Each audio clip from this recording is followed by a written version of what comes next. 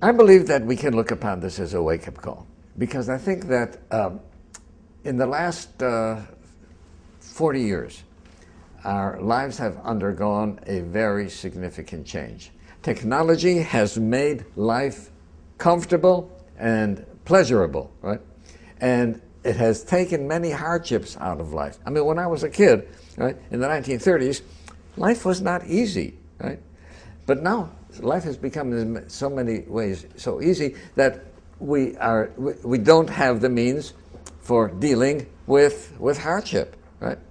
So what I would like people to know is, look, we have the reality, but hardship is not fatal, right? Why is it a wake-up call? Because I think we have to start thinking in terms of who am I, what is the purpose of my life, right? What do I hope to achieve in my 80 or 90 years on this earth, right? I sometimes say, I've attended many people in the last days of life. Never have I heard anybody say, my only regret is that I haven't spent more time in the office, right? It doesn't happen, right? Because what happens is that when people look at their life retrospectively, they realize that they left out many of their values of a life. Well, why don't we become wiser, right, when we're in a time where we can do something about it instead of when we're terminal, right? So I think that the fact that we have lived so much of a commercial life, industrialized, and I'm not going to pitch religion, because unfortunately there's been a lot of drawbacks in organized religion, and people have lost faith in organized religion.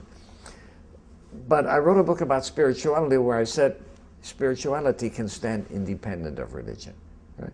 Spirituality means being the best human being that you can, right? Meaning thinking about a purpose in life, because animals can't do that. Only human beings can do it. Thinking about how you can improve yourself and become a better person. Animals don't seek to improve themselves. Trying to help others, strangers, animals don't do that, right? Being able to delay gratification.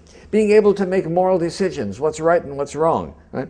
Animals can't do that. Animals are driven by their body. If the animal wants something, it has to go get it, and it can't think whether it's right or wrong, right?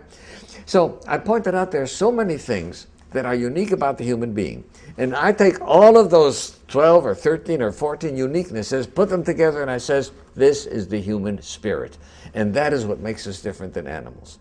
Now, if you implement all of these things, then you are implementing the spirit and you are being spiritual, right?